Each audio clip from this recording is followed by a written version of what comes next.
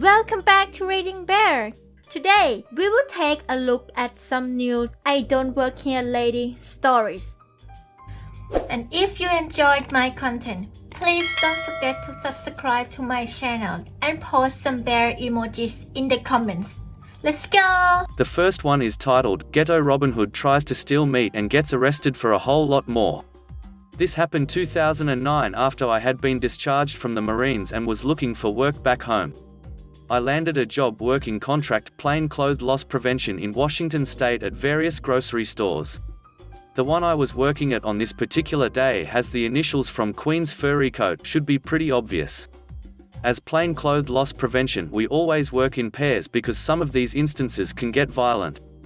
Anyway, here it goes. Me equals 6 feet 0 inches, 240 pounds, heavily tattooed Pacific Islander, former Marine infantry with a short temper for bullcrap and stupidity. P equals partner, MHT equals meth head thief, Leo 1 and 2 equals law enforcement officer 1 and 2, EMT equals paramedic. Well, we got called to work the 0600 to 1600 shift at this particular grocery store because this is the time of the week a lot of deliveries are made, so management is busy processing the incoming shipments, and also the local college down the road is about to start their 0700 class. A lot of college kids and business people are coming in and out of the store getting their S-bucks and breakfast for the morning. My partner posts up by the entrance wearing a backpack to look like a college kid and a hoodie in order to hide his badge and handcuffs. I take a post inside the diary cooler. Yes, we hide in there because it gives us a commanding view of all the high theft aisles without being seen. This day, I'm on the phone with my partner who's notifying me of anyone that looks suspicious when a vendor walks in with 2 carts from the store. He asks me, hey op, doesn't the vendor in the khaki pants and maroon polo look familiar? I respond that yes, he does, and to give me a second while I look through our little flip book of organized retail crime suspects. I look at him and the pic and see the same tattoo on his neck as in the pic. I inform my partner of this and tell him we'll keep an eye on him and stop him as soon as clears the entrance with the merchandise. State law states an item isn't considered stolen until they bypass all points of sale and break the plane of the entrance, making no attempt to purchase said item. Now this guy isn't big, nor is he small, so the pants that he was wearing seemed way too big for him, and he was also walking with an exaggerated limp. This is important. Well, he pulls out a folder and heads immediately for the deli department where they just received a ship of meat, steaks, prime rib, ribs, pork chops, chicken, lamb, etc. He hands the deli counter attendant, who just got there and was just another part-time college kid paying for his way through school, a letter, which we found out later was a fake notice with the vendor's name on the letterhead that this shipment of meat was tainted, and he was them to take possession and return it to them, and that a refunded bill of sale will be provided once he has loaded it up. The kid wasn't too sure about this, so he went to go find the manager. That's when things went south quick, fast, and in a hurry. As soon as the kid was gone, this guy pulls out a pair of bolt cutters from his pants and cuts the lock on the meat cooler and begins to load up the carts with as much meat as he can. These baskets were overflowing. When he heads back towards the entrance, he sees my partner looking at him. This is what they said to each other. MHT, are you store security? P, no MHT, if you are, you have to tell me. Why do they always assume that we have to tell them? P, no man, I'm just waiting on my buddy to get here so we can go to class. MHT, skeptical but finally accepting the response. Okay, well, do you want to make $100 bucks helping me load this into my car? P, for real? Sure, why not? Keep in mind that my partner has been on the phone with me this whole time, so I heard the whole exchange. I make my way out of the dairy cooler and run outside to back up my partner when we confront this guy. MHT has the back of his station wagon open, about to load everything in when I come around and put my badge in his face. Me, store security, you'll have to come with us. MHT, ducking lying buttholes, I'll ducking kill you. Reaches in and grabs a long screwdriver. He swings a haymaker with the screwdriver, trying to stab my partner in the head. Fortunately, my partner sees it coming and tucks and rolls out of the way.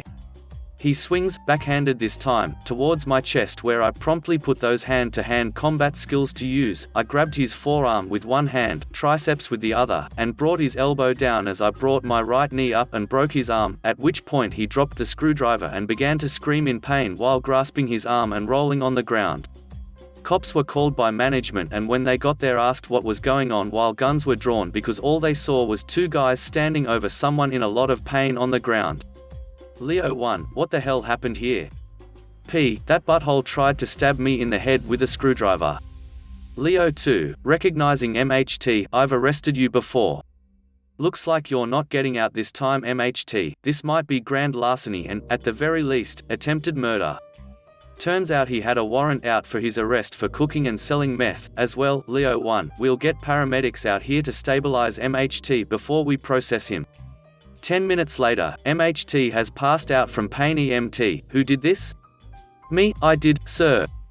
EMT, well, you definitely knew right where to do it, I doubt if this guy will ever gain full functionality of this arm again. After going to court several times, found out he is spending 25 to life in prison because apparently some people had succumbed to meth overdose because of what this guy cooked, and that the attempted murder charge was just icing on the cake. And before anyone asks, the reason why the meat theft could be grand larceny is because the meat hadn't been cut up for sale yet and was in full slabs, making it more expensive by the pound, which is how the store priced the items for the prosecution. The total came out to just north of $7,000. Apparently, he was going to sell some of it along with his meth. That's a seasoning I wouldn't want to try. For those that read it, thanks for reading through. The next one is titled, I don't think we've met. I'm a medical laboratory scientist. I work in the lab at a 300-bed hospital. Recently I spent a day cross-training in our hospital's blood bank, shadowing one of the techs as they issued blood products to various hospital staff. The manager of the blood bank came to introduce herself, and while we were chatting a middle-aged man came and began talking quietly to the manager. I'm new to the hospital and have yet to meet most of the personnel, so I didn't recognize him. Our badges display only our first names in large letters, with our job title in much smaller letters beneath, which is hard to make out from more than a foot or two away. But this man was wearing business casual instead of scrubs, which at our hospital usually means an MD or an administrator of some kind. An RN came to pick up some blood, and she was wearing her mask incorrectly, with it down under her nose. Everyone was giving her the side eye, but she was coolly ignoring the looks.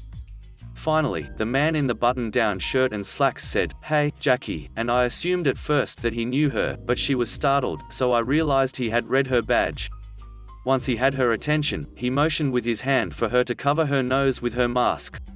She sighed and rolled her eyes and pulled her mask up over her nose, and then immediately pulled the bottom of her mask away from her chin and held it that way with one hand as she made a point of breathing heavily through her mouth. Everyone just stared at her for a beat, and then the man calmly spoke again. "Jackie, I don't think we've met. I'm Dr. Jones, the Chief Medical Officer here at St. Mary's. Let's go have a chat with your supervisor." The next one is titled, Boss Doesn't Recognize His Own Employee When She Walks Into Work in a Dress. This is my mother-in-law's story, not mine, but it was very IDWHL worthy. My mill is a short, fat, busty woman in her 50s and works in security. Yes, she looks like a sweet older lady, but she is tough and thorough and will threaten to place you under arrest. Her lead supervisor is old, senile, and gets in his own way. Despite a high turnover rate due to not the best management skills, as trying to become an armed guard is easy as pulling teeth, my mill has endured as this has been her first job in 26 years after raising her son as a stay-at-home wife in extreme poverty. People have raged quite due to how Brian tends to upset and confuse and change schedules without notice, literally telling his security officers to call him corporal in front of police officers and to watch Red Dawn as training. Also, you can get written up if you alert him your coworker left their gun in plain sight in their locked car as a courtesy. You can't make this up. Despite this, she endures as it's far better than the alternate. Anyway, names changed for obvious reasons. Cast, Jane equals my mother-in-law. Brian equals elderly supervisor. Bob equals other supervisor. As this was told to me, it's not word for word but a rough summary as to what happened. Jane was wearing a yellow and red flower dress running errands and had to stop by security home office to do something, not sure what, but she figured she was out and thought it was best to get whatever she needed to do out of the way. She goes and finds Bob, one of the primary supervisors that managed most operations. He greets Jane and likes my mill because of the work he had seen out on sites.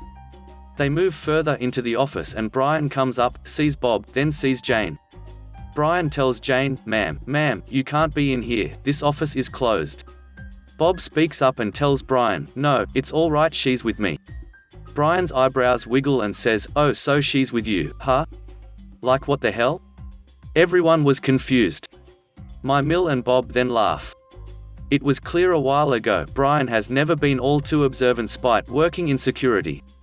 Despite talking face to face with her numerous times in her year with the company, Brian didn't recognize his own employee outside her uniform. Evidently by this encounter, Jane was in clear disguise and took on the identity of a strange woman walking into a security office like a wandering idiot who happened to be holding casual conversation with his co-supervisor. Bob goes, Brian. This is Jane. It finally clicked. Oh. Hey. Anyway, it's a bit anticlimactic, but everyone thought it was funny, including I think Brian. It just worries me a bit more as it makes me wonder what else goes over this guy's head. The next one is titled, You're Paying for My Time, Just Saying. This did not happen to me but to my father.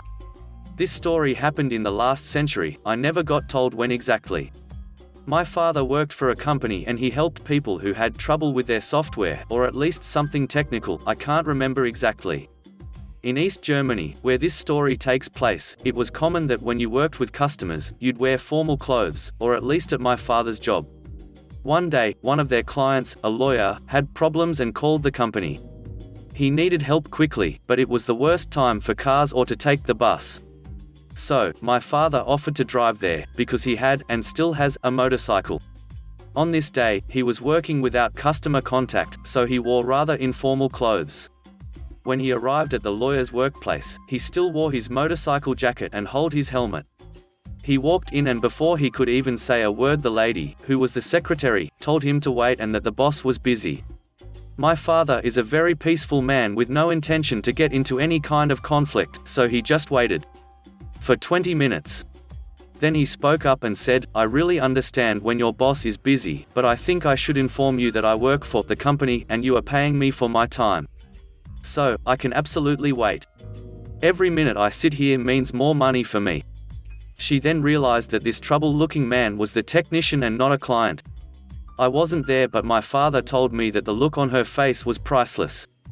He immediately got access to the computer and the lady even offered him tea. It happened years before I was born, but if I had a time machine, I would go to see this. The next one is titled, Long Live Rec Sports. I used to work as one of the several supervisors in my campus recreational facility some years ago. Back in 2000 there was a referendum that passed that expanded the facility into a multi-million-dollar state-of-the-art building that included an indoor track, climbing gym, indoor soccer gym, obstacle course, outdoor adventure programs, all sorts of incredible cardio equipment, among other amenities. So, amazing the transformation that our binder of applicants must have grown tenfold. Everyone wanted to work there. Before the expansion, we always had a constant issue with people not bringing their college IDs, and since it's considered a private facility, only students, staff, alumni may use it. It was a hassle to pull up their info with the old system we had, but it was still manageable. Now that we were increasing the number of daily users, it was decided that absolutely no one would be allowed to enter the facility without a valid college ID. Everyone hated our stringent policy. From one side you finally psyche up enough to go and work out only to be turned away if you forgot your ID. And from our staff's side they hated the confrontation. Anyhow, the hiring manager hired an exchange student, and they were being trained on this very process, checking IDs, scanning them and reinforcing our policies. She was finally comfortable to be left alone at the check-in station and the supervisor left to do other things. She did good for the first couple of hours, but before her shift ended, we had a surprise visit. The girl stopped this group of older folks and a handful of students that didn't have IDs but wanted to come in. An older lady identified herself with her name only and explained that she only wanted to give everyone a tour of the new facility, to which the girl showed sympathy but still responded no. So, the older lady sent one of the students back to the parking lot to retrieve her purse from the car. After about 10 minutes the student finally got back, and the older lady finally pulled out her ID.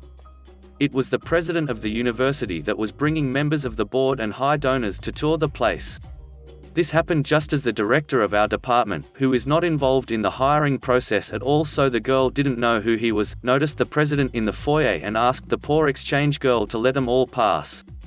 But she stuck adamant to the policy. The director always had a short temper and was visibly starting to get angry. It was sheer luck that the training supervisor was circling back and witnesses all this and asked the girl to please let everyone in. The president thought this was amusing and Event thought it was admirable. Ever since this experience, the policy was changed to be more laxed. The next one is titled, I Don't Just Work Here. This happened about a year ago, right after I had opened 2 niche hobby shops. It's an incredibly male-dominated hobby. My typical clients are retired white dudes driving nice Audis and BMWs. I am a small 30 years old chick, covered literally head to toe in tattoos, none on my face though. Lol, a new to me customer walks in. Apparently, he had been in before while I was out of the shop and one of my male managers helped him. He walks into my shop and when I smile and greet him with a hi, how are you, he just kind of grunts at me. Okay, whatever, sometimes people just want to be left alone to browse. I stay on my computer finishing up some ordering and let him wander a bit. He is taking his time but is clearly getting a bit agitated.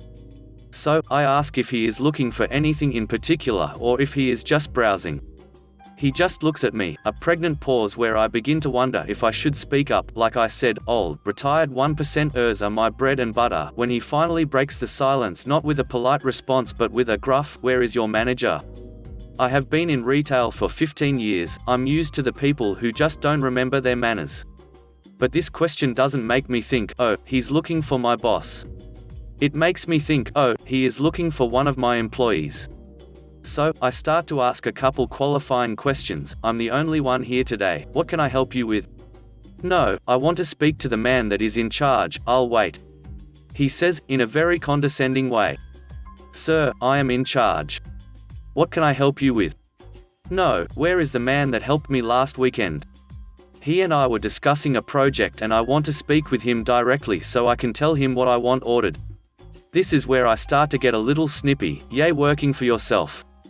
I was frustrated that he was speaking to me in such a tone and that he couldn't seem to understand that I am in charge. Well, sir, I am in charge here. I do the ordering, so what did you need me to order? He lets you do the ordering? Sir, I can see we aren't going to get anywhere. If you would like to come back later, you are more than welcome, but considering you won't speak to me and would rather speak to a male employee, maybe it would be best for you to come back at another time. Obviously, this enrages the entitled jerk, and he gets so red that I was sure he would pop at any second. He starts sputtering and he takes a couple steps towards me. I have a particular character flaw where I forget that I am all of 5 feet tall, so I stand my ground. My mother calls it lack self-preservation. He demands my boss's phone number. Now I realize maybe I wasn't clear enough. I get cut off. Now being ignored and interrupted are 2 of my biggest pet peeves, and this man has accomplished both in a relatively short amount of time. So, I hand him a business card and walk off. He immediately calls the number and my cell phone starts ringing. So, I answer. Thank you for calling, you've reached my name store name's owner. All while staring him right in the face. I'm petty as hell, and even this made me wonder if I had gone too far. He stormed out and I never saw him again. Still cracks me up when I remember his red, veiny face staring at me with wide eyes. The next one is titled, I'm not interviewing, I work here. A few years ago, I had worked for the company for over 5 years as a database administrator, DBA, and team lead for the database group. Over the previous year had been working remotely, so a few of the newer hires on the other teams in IT don't know me by sight. We recently needed to hire a few more developers for the web team. I had made it known to the management team that we need more developers with SQL experience, so the decision was made that I would sit in on the interviews rather than the others on my team. The day for the interview comes around and I'm in my office. I print out the resume for today's contestants. I'm the first to show up at the conference room with printouts in hand and have a seat. About 2 minutes later, a junior web developer and a business analyst walk in. Since I've never met them before, I stood up to shake their hands and introduce myself. Before I can say who I am, they start in. The cast, BA, Business Analysis, Dev, Junior Web Developer, me equals me BA, a little underdressed for an interview? Me, huh? I'm in blue jeans and polo, normal attire for the office. Dev, that's okay, do you have copies of your resume? Me, yeah, I have the one. Not yet catching on. BA, wow, you people are never prepared. Me, excuse me? BA, how do you expect to get hired if you dress like that and don't bring copies of your resume? Me, I think I see the problem. Dev, cuts me off, I think you are the problem. I'm sorry but I'm going to have to ask you to leave, we're cancelling your interview. My mouth drops open, me, holding up my work ID, do you know what this is? BA and Dev mouths fall open and all they could say, Me, yes, that's right. I work here. Now that I have your attention. Like I was trying to say, I'm the DBA. I've worked here for 5 years. I know we've never met but if this is how you treat future employees, I'll have to chat with development manager's name, Dev, but I'm sorry, can we start over? Please. I do have a sick sense of humor, so I realize that I now have ammunition for years to come. About 2 minutes later the development manager shows up with the first contestant, the actual interviewee, and the games begin. I did have a little chat with the development manager about what happened, and we had a great laugh about it. Every time I had a meeting with those two, I always hold up my badge and announce that I still work here.